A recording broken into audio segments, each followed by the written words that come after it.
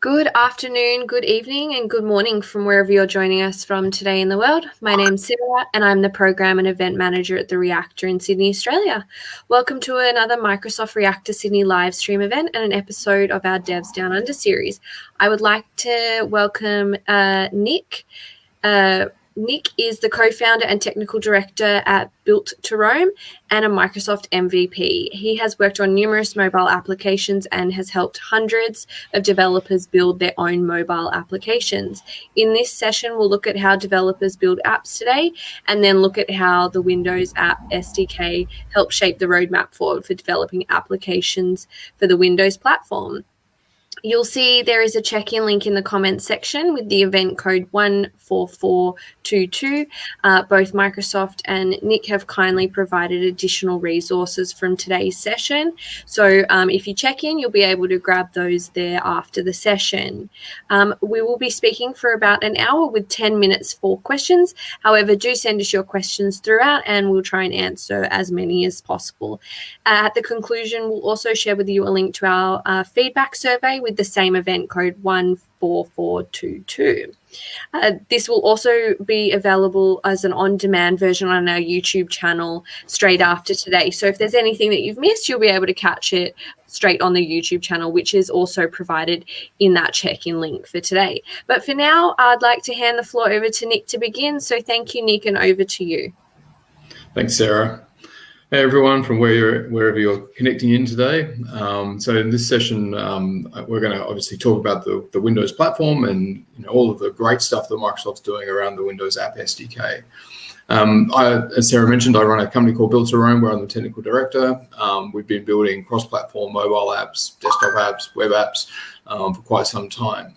In fact, I've been working on the sort of against Microsoft sort of Windows technology all the way dating back to the .NET Compact framework, where it's the mobile version of the full .NET framework, and sort of rode the journey along the sort of the Microsoft pipe with Windows Phone and Windows, and then finally the Universal Windows platform, and all of those have sort of been cumulative in the sort of the migration towards the Windows App SDK that we'll talk about a little bit more in detail today. All right, so if we get started, so as I said, the content for today is really to focus on where Microsoft's driving the Windows platform as a whole, and I guess what the Windows App SDK means for both new apps, but also existing apps. Before we jump in and have a look at what the Windows App SDK actually is, let's just take a moment to look at how current apps are built using for the Windows platform. And, Microsoft's been around a long time, Windows has been around for a long time, people have been building apps for a long time. And so there's a massive array of technologies of different tech stacks that you can use to build apps, whether you're using, older sort of classic desktop style technologies like MFC, Windows Forms, WPF, or whether you're looking something more modern, so building on UWP or what used to be the sort of the Windows Phone, Windows 8 kind of platform. And those kind of vary based on whether you want full access to the machine, so your Win32 app, you've got almost raw access to Windows, but you don't have the same level of consistency around, say, user experience, and it's not deemed to be as secure because you don't have any of the sandboxing out of the box. And things like deployment, you're left to handle yourself. I mean, it's easier in some regards because you've got things like Xcopy deploy, so you can literally just pick up your app and run it on another machine.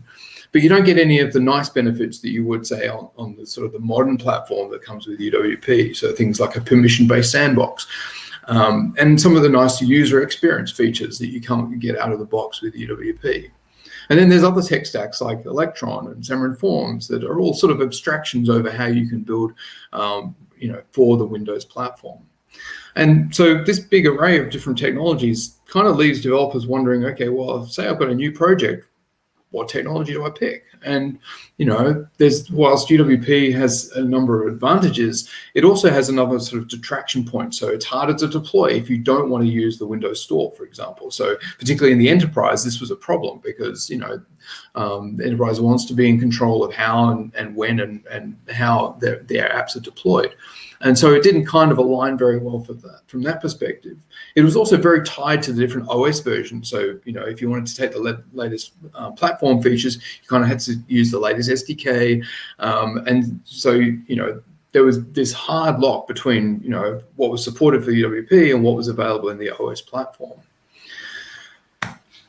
And so if we're going to move forward and try and resolve some of these discrepancies, so make it possible for existing apps like WinForms or WPF to take advantage of some of these nice platform features that come with UWP, and similarly UWP sort of breaks some of that sandboxing model, then we kind of need to break it down and say, okay, well, what is it about an application that we really are asking for?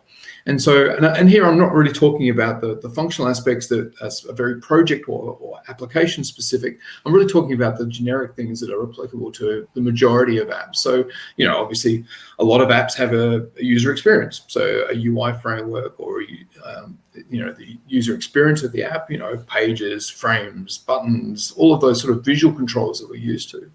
And so those will vary by framework. So we've got sort of older style ones, that's part of, say, Windows Forms or WPF, and then newer looking ones that are part of UWP. And then going forward, as we look to sort of WinUI, we're getting the nice rounded effects that you'd see from, say, Windows 11, and sort of the rounded corners on the buttons and the frames and things like that. Having access to the .NET runtime, whilst it's not essential, I mean, you can write native code. A lot of apps are built using .NET, and so being able to access the latest version of that runtime is quite important for a good percentage of applications. Having a good security sandbox or a good security profile for the app is quite important. And there was a lot of work done by Microsoft in a number of iterations to try and make it more secure for apps to run and for users to feel like they're in a trusted environment. And I think one thing to be said for UWP is that they did meet that goal. And so, by default, your application ran in a sandbox. Now that security came to known as part of the Windows Store. And as part of that, you got things like identity. So your application, when it was interacting with the OS, had an identity associated with it. And that meant you can use things like push notifications and other OS features that were intrinsically linked to having an identity. We also had things like packaging, and if we're looking at existing older technologies like WinForms and WPF, the packaging that went into that is definitely something that you as a developer were responsible for, whether you're using an MSI or now an MSIX or some other deployment mechanism like ClickOnce. You were essentially responsible for building and managing that. And whereas, if we look at UWP and we look at, where WinUI is going, things like MSIX come part and packaged with the deployment model. We also things like app lifecycle, and people go, okay, well, why am I interested in app lifecycle? But this actually is not just about your application starting and closing. It's also about when the device goes into power saving mode, or when your app gets put into the background, and that enables you to do certain things with your application to basically be a good citizen on the platform. If you want to build out your application to be, have a better user experience, you want to use things like notifications, maybe support multiple windows to have a better engagement support experience on desktop. Of course, you want to be able to take advantage of the latest APIs, and you want to be able to build for multiple sets of devices. So for one of the things that UWP was fairly revolutionary about was their ability to build an application that would literally run on every supported Windows 10 devices. And so whether that was a Surface Hub or HoloLens, your application could run on it. And then there were specific things that you could do on those individual, family of devices. So device-specific capabilities that came to the platform. And so these are all things that we kind of would like to see in the platform of the future, or the vision of the platform. And so this is where the Windows App SDK is really trying to bring things together. It's basically trying to provide this reunion of existing application technologies, whether it be from Windows Forms or WPF or UWP, and bring them together in a cohesive platform. As part of that, the idea was to then decouple them from the OS, so we weren't locked to particular versions of Windows. And all the time trying to make things available to all developers so that it doesn't matter what technology stack you're building with, you'll be able to access these new features. Now, the Project Reunion title that I put up there is, and with the line through it, is basically just a callback to the original code name for this project. And so, things have evolved, and we have an official, name for this, which is the Windows App SDK now. And so the summary on the GitHub website for the Windows App SDK is that the Windows App SDK is a set of libraries, frameworks, components, and tools that you can use in your app to access powerful Windows platform functionality from all kinds of apps on many versions of Windows. And so this is a callback to all of the different things that are coming together as part of the Windows App SDK. Now, at the root level, I mean, the Windows App SDK is just a bunch of DLLs, or it's just a bunch of packages and libraries that you're going to be accessing. But the important thing here is that it is designed to unlock some of the power of the Windows platform in a way that it means that you as a developer aren't responsible for having to go and do a whole bunch of legwork to make things happen in your app. And we'll see this towards the end when I show an example of things like resource management and the ability to pick different resources based on different runtime sort of capabilities or features of your application. So whether those be language or DPI, or even some custom attribute, such as whether your application is authenticated or not. In the past, you would have had to do a lot of legwork. You'd have to include, multiple resource sets into your application, and then you'd have to work out which one to call at specific times. And so the idea behind the WinUI App SDK is to help you not have to write all that legwork code. It's to basically wrap the functionality that you need to access within your application. So at a high level, if you think about the sort of the core things that the WinUI SDK brings to you, is there's a new UI component. So WinUI 3, which we'll talk about in more detail in a little bit, brings forward this great user experience that we've had on UWP and made it available in Win32 based applications.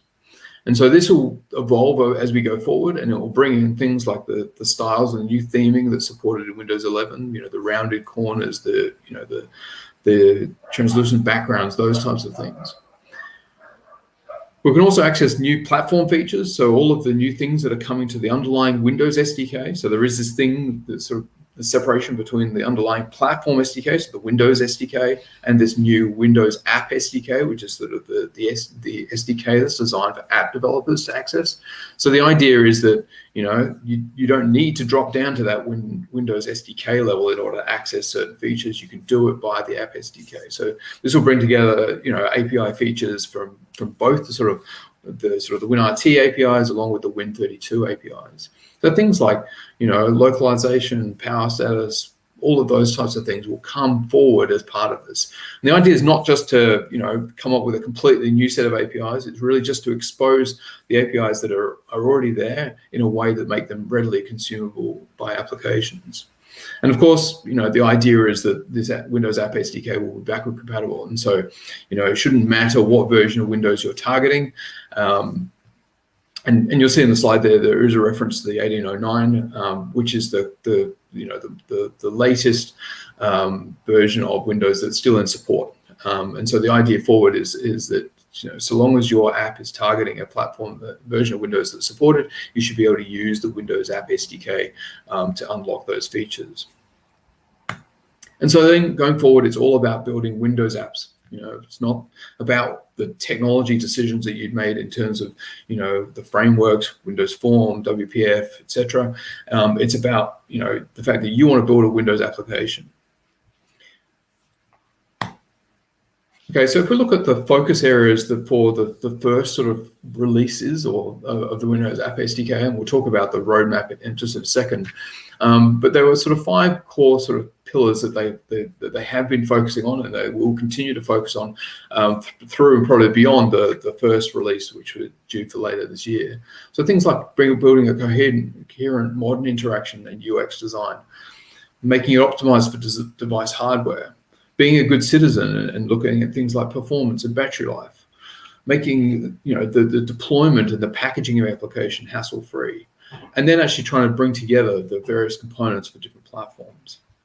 And these are all very high level. So let's actually take a look at what these actually mean, and particularly in light of where the Windows App SDK is today and what we're likely to see in the V1 and beyond timeframe.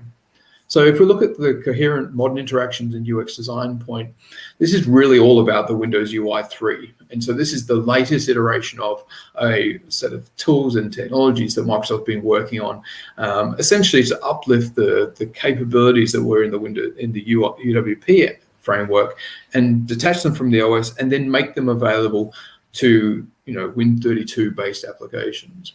And you'll notice I put a line through and UWP there because Microsoft has provided clarity on the fact that currently there's no plans for WinUI 3 to be available as a stable release for UWP applications. There is an experimental version that you can use to use WinUI 3 within UWP application, but it's not supported for production-based applications at this stage.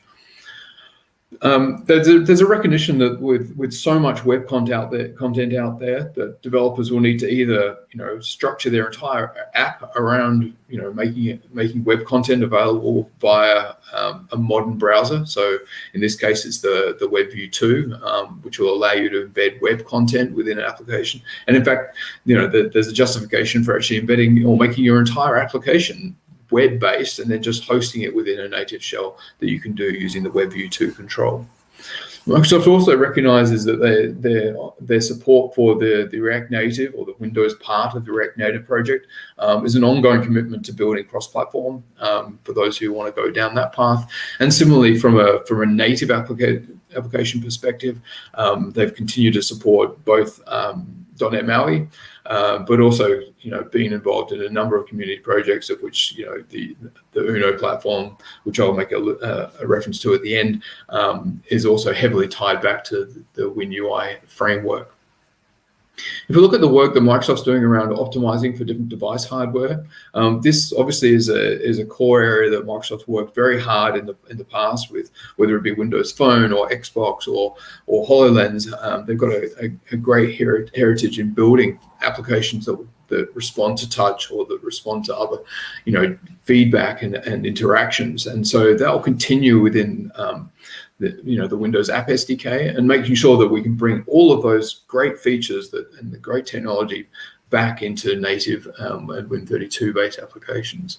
Of course, ARM64 is a priority, and so with all of the work that Microsoft's put into enabling Win32 based applications to work cross-platform, such as Windows Forms and WPF, getting them to work across ARM64 devices. This will be continued in the WinApp SDK, and definitely will be a priority going forward. If we look at the work that they're doing around performance and battery life, the new features around app lifecycle that are currently in experimental release, I think, basically allow you to tap into the sort of spend and resume capabilities of the application. And things like the support for local and push notifications are a testament to that, because it means your application doesn't need to be running all the time. You can still engage with users through the use of notifications. And so, notification comes in, notifies the user that there's either new content or something that they need to action within the application. They can click through on the notification, bring your application back into the foreground, and continue to interact with it. So that acts as a huge power saving for the device, because it means that your application doesn't need to be up and running all the time. The next point is around the deployment, discoverability, and the management of your application. This is a point that's always sort of the tedium of building an application, is how are you going to deploy it? Are you going to build an installer? What technology are you going to use to build that installer? And how do you make sure that your application doesn't leave parts behind when it's uninstalled? And so Microsoft invested very heavily into MSIX as a sort of a packaging technology. But there's also an understanding that not every application needs or wants to use that as their choice of deployment options. And so this is very evident if you look at the sort of the recent announcements around the Windows Store, where you can now deploy applications that don't rely on MSIX and that are packaged in other ways via the store. And so particularly, again, in the enterprise, applications will need to conform to the way that the enterprise wants to deploy applications. And this might range all the way from, Xcopy deploy, where there is no install process, all the way through to having a proper packaging technology like MSIX. Now, I think the last point is around platform unification deployment. This starts with being able to decouple the core features or the core APIs that application developers want to make use of away from the versioning of the OS platform itself. And so there's an understanding of trying to lift current capabilities from the OS and also polyfill or backfill features that weren't available into older Windows versions and make those available. Again, I would highlight the fact that support for Win32 and UWP has been crossed out here. There is, again, Microsoft has provided clarity on the WinUI SDK. Again, they're not looking at providing a stable release for UWP, and this may change over time, but currently that's the situation. And so, in terms of platform unification, it does mean that sort of UWP apps eventually we'll have to migrate. However, Microsoft is providing ongoing support for UWP in the sense of, it's not going away anytime soon. It's still a great technology, and particularly since not all of the features have been built out to support a full migration of applications in the WinUI SDK. If you have a sophisticated UWP application, it now may not be the right time to migrate across. I would suggest that you do start to take a look at the WinUI SDK, look at what will or will not migrate, and then it's up to you to make a decision as to how long you go before you actually make that cut across to the WinUI and the WinUI SDK. The last point here is that there is a move to support the engineering of the WinUI SDK on GitHub. So Microsoft is being quite open about the features that they're working on, getting proposals out there, reviewing specs in the public domain. So it's worth going across to the GitHub repo and actually taking a look at those. Not all the source code is or will be open source. Microsoft's still working on what that pipeline or what that process will look like. But there will be parts of it that will be open sourced along the way. If we look at the timeline or the roadmap for both WinUI and the Windows App SDK, and remembering that WinUI is one of the core components of the WinUI SDK, but it's not the only feature that's shipping as part of the WinUI SDK. So here we can see the timeline back from December last year, where we're seeing ship versions of the old WinUI 2X framework, and that will continue to ship. As I mentioned, there's ongoing support for UWP, and WinUI 2X is definitely a core pillar for that. For applications that want to have that modern look and feel, that still want great looking controls and to pick up updates from Microsoft along the way, WinUI 2X is still a great way to go for that. And you'll see that there's been progressive releases this year on WinUI 2X, and that will continue into the fourth quarter and potentially beyond. Intertwined with that, we've also seen a number of releases of what used to be Project Reunion as the code name, and now the Windows App SDK. So that the 08 was released as the WinUI SDK, and going forward, Q4 we're likely to see the official version 1 of the WinUI SDK, which include new features of the WinUI III library, bringing across some of the capabilities that they've worked on recently in the WinUI 2X framework. And then beyond quarter 4 this year, we will see a roadmap going forward of new features and new things that will come to the platform. And at least in the short term, those will include features that were originally investigated or originally spec'd to be included in V1, along with new features that are still coming to light and still being discussed as about what's going forward. And so this is kind of like a rough breakdown of those core sort of pillars. And obviously WinUI 3 is quite a large one of those. You'll see that there's other focus areas around things like app lifecycle, notifications, windowing, those types of things that have also been in the process. And you might be asking, okay, well, why have I repeated the same thing twice? Well, it looks almost the same, except they're subtly different. One's to do with packaged desktop apps, the other one's to do with unpackaged desktop apps. And you might be going, okay, well, what's the difference? Essentially, the difference is that the packaged one uses an MSI package to deploy and distribute the application, whereas an unpackaged desktop application, the responsibility for deploying the application and also the framework packages that make up the WinUI SDK, it becomes the responsibility of the developer. So you can use your own packaging technology and your own build and install scripts, etc. But you're still responsible for installing the Windows App SDK. You'll see at the bottom there's deploy options, which talk about in-app and framework package. And so again, there's a subtle difference here between in-app, where you're literally copying all the libraries that make up the App SDK, including into your application and deploying those with your application, versus this thing called a framework package, which is essentially just a separate installer which installs the WinUI SDK.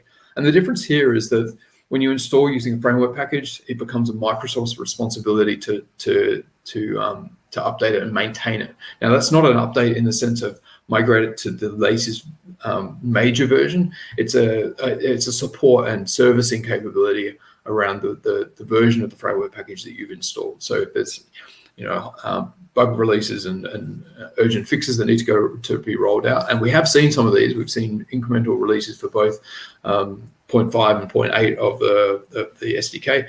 Those can be rolled out as updates to the framework package.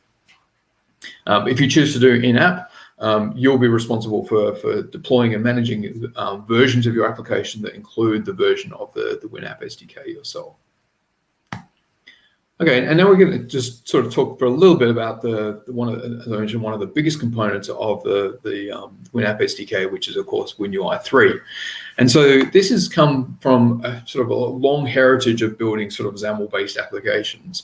So if you look at this historically, or if you're looking at desktop applications, there's sort of migration of UI technologies from Windows Forms to WPF through, there's a couple of ones that had not been included here in the slide, such as Silverlight and, Windows Phone and Windows 8, all of which have contributed to the XAML that was defined for UWP.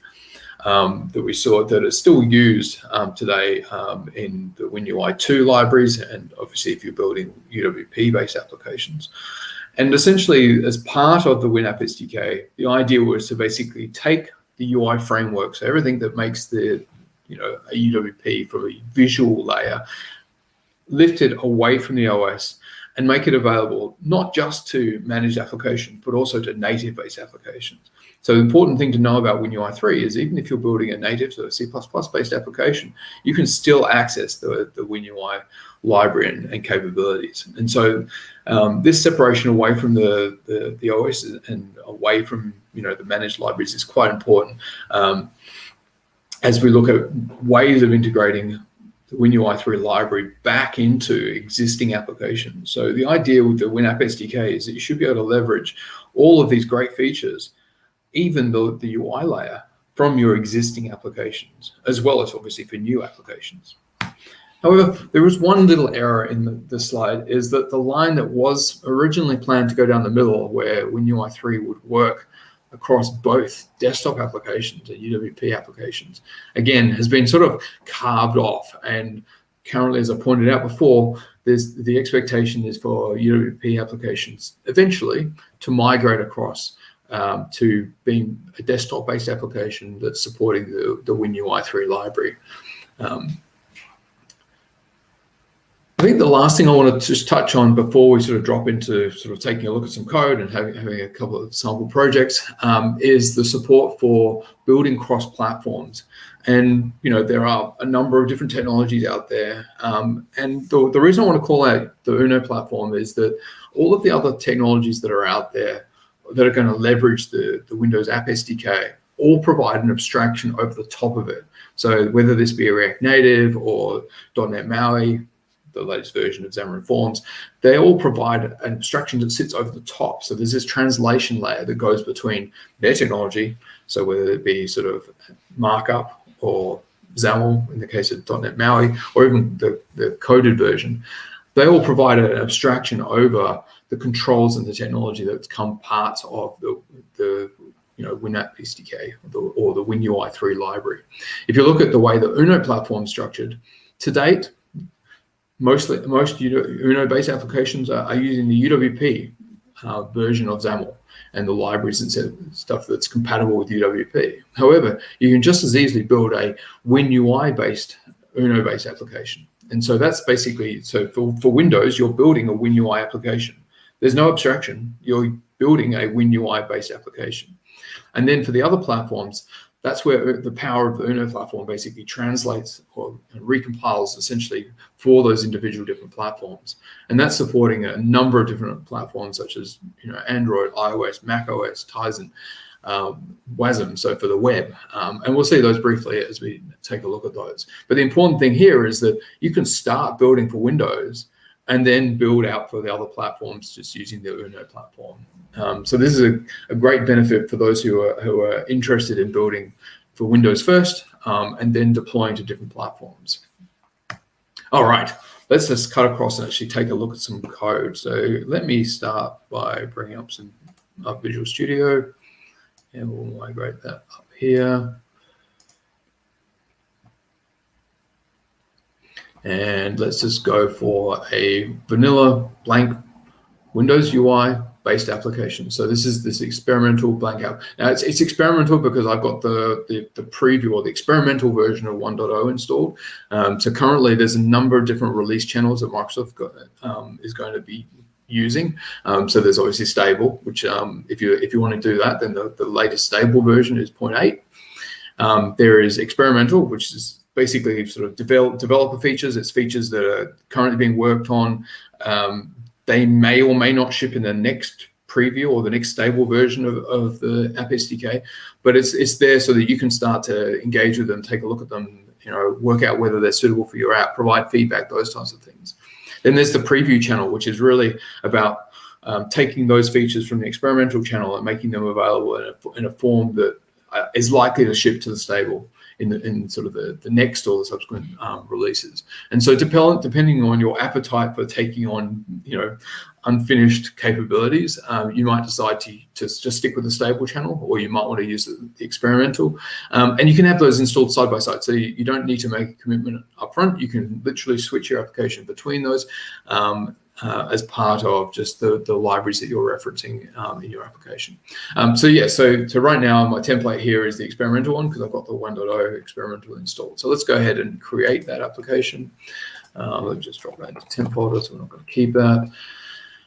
And I'll go ahead and create it with just app 9. Okay, so it's a Windows app, so it's going to prompt you the same way as building for UWP. It's going to say, okay, well, what version are you targeting, and which version? What's the minimum version that you're going to support? So I'm going to stick with the defaults here, and it's going to go away, and Visual Studio will come back in a second or two with my project structure.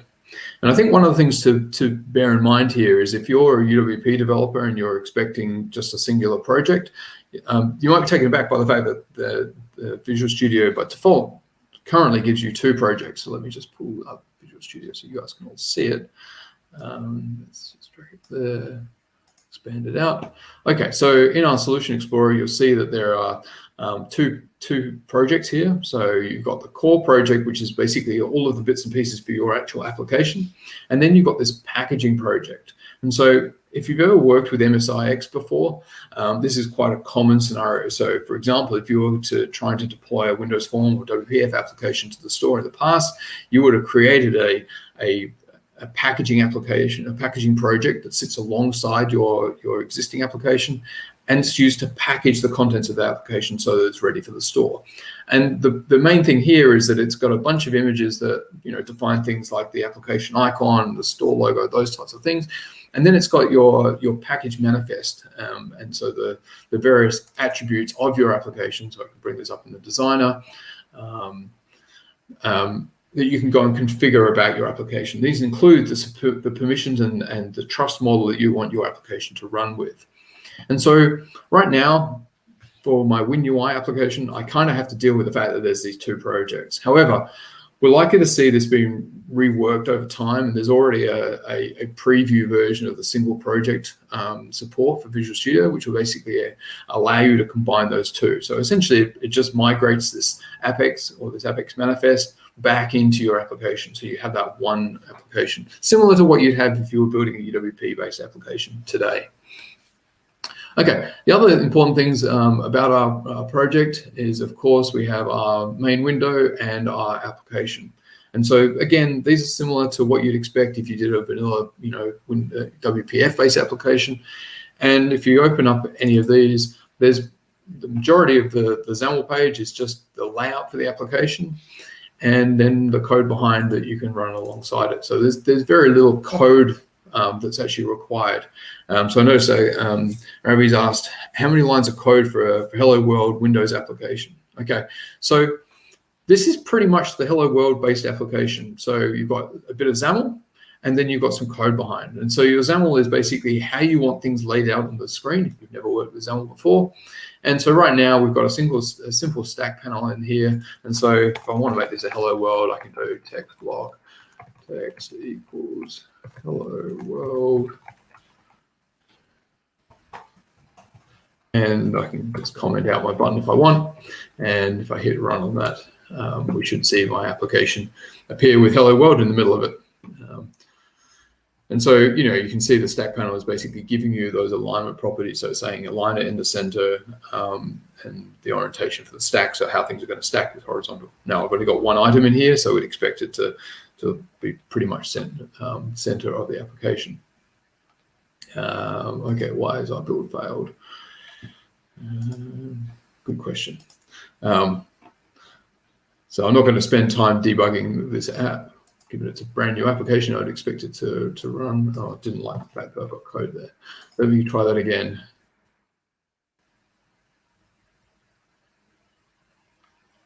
That's the best you've got, demo gods.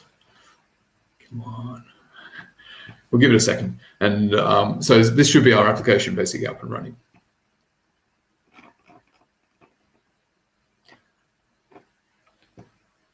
Deploy succeeded, you can see at the bottom there, and in a second or two we should see our application come up.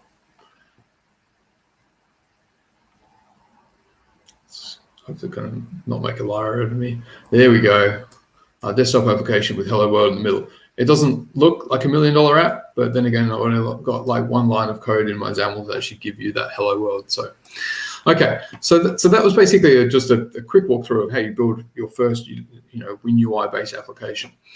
But what happens if we want to build or add the Windows App SDK into an existing project? Now, I'm actually going to create a brand new WPF-based application, so you're going to have to imagine that this is an existing application already. So we'll go ahead and create it. Let's call that our Reactor app. The reason I'm going to do this is that there are some features, even though one of the things you'll notice in the current roadmap is that the WinUI 3 capabilities are not coming to existing apps in the V1 timeframe, or at least they don't think that it's going to ship there. And so what we're likely to see down the road is the ability to integrate the richness of the WinUI framework into your existing app. Now, you could do that via a new form or just add controls to your page. And those will be similar to in concept only, to the XAML Island approach that was available to WinForms and Windows and WPF in the past. So you could embed a UWP component within your application using XAML Islands. Now, there was a lot of sort of technical hurdles in the past to get that to happen, and there's a few of those going on in terms of getting WinUI 3 to play ball and to sit nicely within those. But the expectation is that this is going to be quite a common scenario for applications that will migrate, and so it's definitely something that Microsoft wants to get right before it ships. Hence, it doesn't make the sort of the 1.0 timeframe. But that doesn't mean that the WinApp SDK isn't completely useless for existing applications. So as part of this WPF application, what we're going to do is have a look at what the resource management capabilities of the WinApp SDK bring us and make easy for us as app developers. So what I wanted to show you first is obviously how you can integrate the WinApp SDK into your application. And unlike the previous version, that you just saw, where there was a separate packaging project, we're not even going to generate a package as part of this application. We're actually going to go unpackaged. And this is experimental in the 1.0 timeframe. And so what I wanted to do is just demonstrate it so that you get an idea of how easy it's going to be to integrate the WinApp SDK as we go forward. Okay, so this is a brand new WPF-based application. Now, I am actually targeting Net 6, but this works just as fine with Net 5, depending on which framework you want to target. So the first thing I'm going to do is actually drop in some references to the WinApp SDK itself. And again, I'm picking up the experimental because I do want this to run unpackaged, so that I don't have to go through the process of adding a package manifest and actually packaging my application itself. So what we're going to do next is also update some of the target framework at the top here. So at the moment, it's just targeting the Net 6 Windows thing. And because we want to access parts of essentially the underlying Windows App SDK, we are actually going to target a specific version of of Windows. Okay, so this is the target framework that we're targeting, so the TFM. We've got to include things like the minimum platform version. And then we've also, because this is a native component, or there are native components, we also need to stipulate which platforms we're going to target. So we can't just ship for any platform anymore. So let me just tidy this code up a little bit. And there's a little quirk when you go to add this stuff in. If you just try and build and run, you'll find that it doesn't Visual Studio won't actually build and run it. And the reason for that is that the configuration is expecting a project that's got that supports any CPU. And so because I've set the platforms, or the supported platforms, to x86, x64, and ARM64, I need to let the build system know that that's what I'm targeting. So if I go into Configuration Manager, I don't need to adjust anything here. I just need to click Close. And what we should see is that it should be set so that I can now rebuild my project. And hopefully, let's see, why is it? Okay, also need to reload it. So the queue at the top, don't just ignore that. Like I just did, you need to reload it, and then we'll just go rebuild our solution, and hopefully we should get a build outcome. Okay, so it's still being skipped. Let me just go back in and do the configuration management trick again. Close on that. Rebuild our solution, and hopefully this time it'll pick it up and actually build it, which it's doing. Okay, so I should be able to build and run my application now. But right now, we don't really have a huge amount in our application, and definitely nothing that demonstrates the new capability. So to do that, what we're going to do is actually, we first of all need to actually instantiate and make sure that our application loads the WinApp SDK. So to do that, I'm actually going to drop a bit of a helper class in here to access some native methods. And so this will actually bootstrap the WinApp SDK so that it's available within our application. So obviously, I then need to be able to call that from my code. So let me just drop in a bit of code that actually calls that method. And it checks to make sure that the version that I'm expecting of the WinApp SDK is available. Let me just drop the rest of that code in. Hang on. Okay, so we just check to make sure the result is correct. And then, of course, then we can start to access the parts of the app SDK. And so the part, as I alluded to before, that we're going to use here is the resource management part. And so for those who've worked with UWP before, in order to support multi-languages, you can create multiple resource files for those different languages, and then essentially Windows will handle switching those based on the language of the machine that you're running on. But you can actually manually override those. So let's just show a little bit of code that allows us to specify output for 2 different languages, and then look at how we can switch between those and pull resources for those. So let me just go and add in a new item. So we're going to add in a resource. Let's type that. Resource file, and we want to make sure we pick the ResW version, so the UWP version. We'll click Add for that. And in our resource editor, we're just going to do, this is going to be our welcome text. And we'll do hello world. Okay. So I'll save that. So that's our default resources. And then I'm just going to copy that into here. And so this one, I'm going to say, okay, well, this is for a different language. So language dash, and I'm going to do French, and I'll pick French Canadian, for example.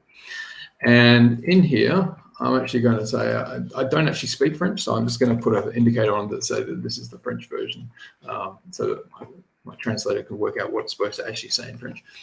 And then we basically need to start to write some code to actually switch between those two languages based on a parameter within our application.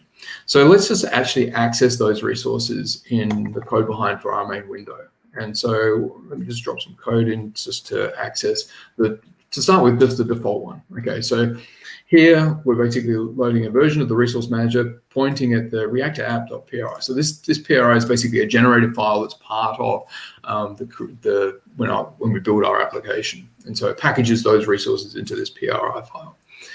We're going to create the default context, and we're going to pull the welcome text resource. And so if I put a breakpoint here and just run this quickly, what we should see here is that we should see our default string is going to be set to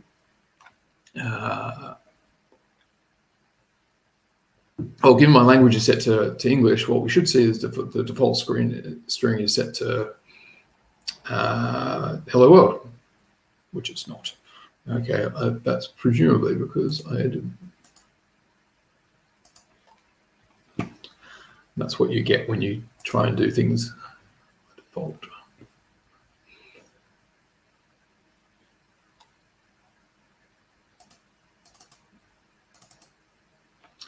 Okay, that's baffling. I'm not quite sure why the resource manager decided to pick up the wrong version.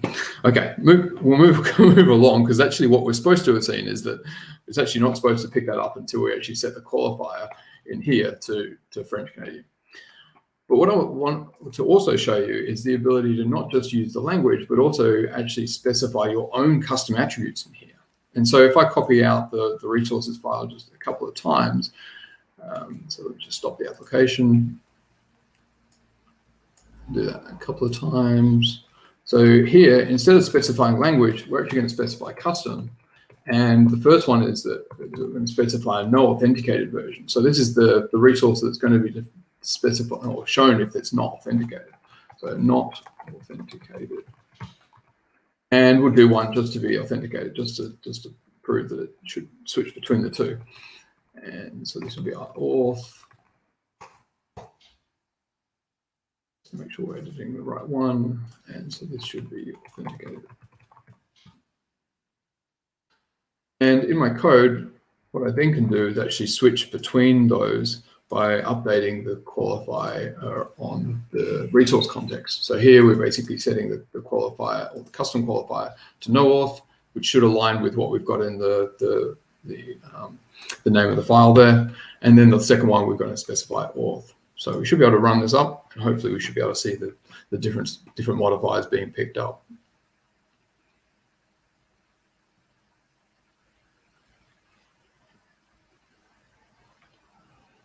Okay, so if I look at the auth string, so that the no auth string, so that's not authenticated, which is correct, and the auth string is authenticated. So by specifying those different qualifiers, you can actually customize the resource that the resource manager gives you. And this is still early days. Obviously, if you want to access these from the UI layer, you can create some custom components that then basically means that you can actually integrate those with your XAML or the other parts of your UI library. But you're not limited to just text strings. I mean, this is useful for all sorts of things like, for sizing and icons and graphics and stuff like that. So one of the common usage for resources is having different scale factors for different assets. So you can just drop in assets that have got different resolutions essentially, and then based on the scale factor of your machine, it will automatically pick those up and or return the appropriate resource for use in your application. Okay, so the last thing I wanted to just quickly demo before we wrap up or open it for questions is the ability to generate a WinUI Uni Uno-based application. So let me just bring up command line, because we've got here a .NET template that is a Uno-based, WinUI-based application. So if you want to go ahead and create this, you can do. The templates are available via NuGet. You can install those in your .NET fairly easily. So let's just go and create this. This is going to be our React Uno app. So I'll go ahead and create that. So while this is happening, Andrew asked, does this app require developer mode on Win 10 settings to run from Visual Studio? My understanding is yes, it does. I'm pretty certain that is required, particularly if it's packaged. I think maybe if it's running unpackaged, that you might get away with it not being in developer mode. But I think that is something that Microsoft understands is a pain for some people, and so particularly for the unpackaged version, it would be great to see that not required. Okay, so my app has been created, and if I go /reactor,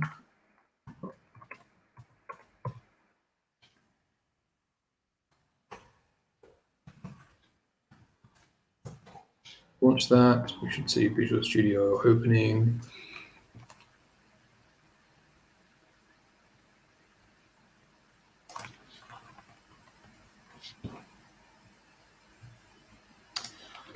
When Visual Studio starts responding, I'll move it onto the correct window. And so what we're going to see here is an application that has essentially got multiple different heads on it. And, okay, let's just try that again. Launching the app, launching Visual Studio.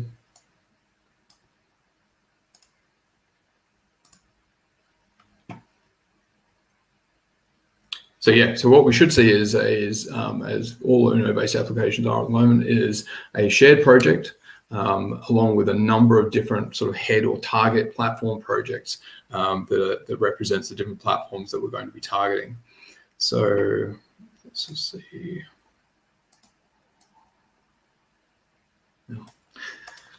It would help if I launch the right. There we go.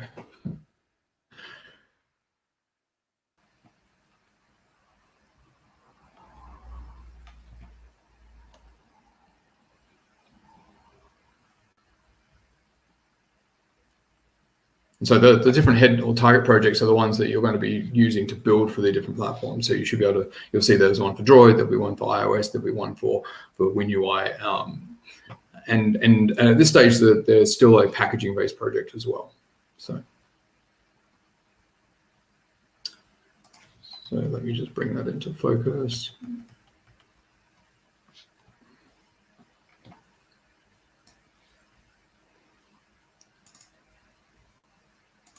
So you can see the various projects here. If I reduce all of those, you'll see that we've got our shared project, which has got the XAML. So that's all WinUI-based XAML. And then we've got our WASM project. And down the bottom here, we've got our Windows-based application. So again, I can right-click on that, set it startup project, and go ahead and run that. So a couple of questions coming in. Got a question from saying, can we reference a .NET standard libraries from a WinUI-based application? Yes, you can. It's running .NET 5 or .NET 6, as the case was in my example application. So you can definitely access a .NET standard-based library from it. So go ahead and run this application. This will again package our application for Windows. And whilst it's doing that, we're going to also come in here, and I'm actually going to connect to my Android device. So we'll do ADB connect.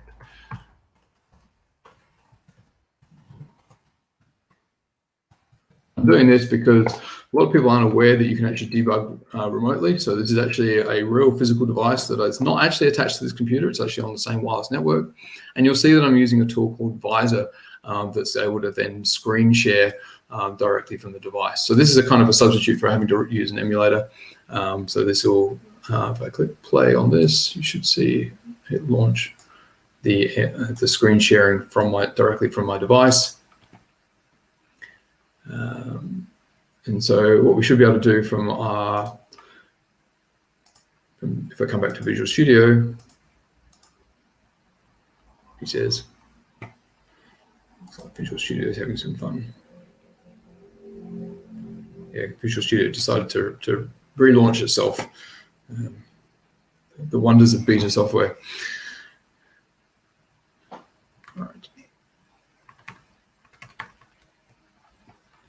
Okay, just while that's sort of stabilizing itself, another question from Andrew. Do I have a chance to look at printing with WinUI 3? My understanding is that direct 2D, 3D is invoked. The old GUI doesn't work, and yet there's no C# bindings yet, only C++. Yeah, look, I must admit, Andrew, there's a lot of things that are still sort of under development and that will come over time to the WinUI platform, the Win App SDK. I think printing is definitely one of those, and support for. I know that they are working at a migration path for Win 2D. I just don't know what type of time horizon that they're looking at for those types of things. So if you do need support for those things, and those are the things that if you're using them within your UWP-based applications, then it's a matter of waiting until they do come to the Win App SDK. Otherwise, it's a matter of, if you're using existing technologies, then look at support from those. So let me just try one more time just to bring Visual Studio back so that I can show you deploying to Android. So if I click on here and go set as a startup project, what we should see is that it will hopefully recognize my device. Demigods are definitely not with me today.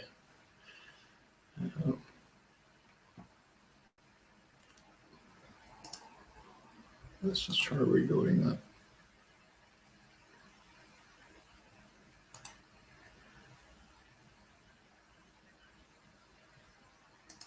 No, Visual Studio is giving it up. Okay, look, we've got some time for a couple more questions before the hour. So now's the time to ask any questions if you got them. Otherwise, look, we might hold it there, and in the background, I might try and kick this thing to see if it's going to run while we answer some questions. Thanks, Nick. Did you see that question earlier from Ravi? Just up a little bit further, he sent that towards the beginning of the session. About the lines of code? Yes. Yeah, so we should have seen that in the example app that I opened. I mean, it's not a hard and fast count. I'm not sure that really makes sense. I mean, when you create a new project, it's up and running automatically. So, it's fairly minimal. It's not a simple one file type application. So it's not like you just open a text editor and create a single file and off you go. But there's not a huge number of lines of code that you need to write for a Hello World style application. So there's probably, the example I had I think total 5 lines of XAML, and then the code in the code behind that was actually generated code. So hope that answers that question, Ravi. Great. And then Andrew, his first question was, does this app require developer mode on Windows 10 settings to run from Visual Studio? Yeah, look, I thought I did address that in terms of the requirements for running an app. I think for the packaged version of the application, you do need it. So if you're using the built-in packaging application, then you will. If you're building and running unpackaged, I think that you may well get away with it not being enabled.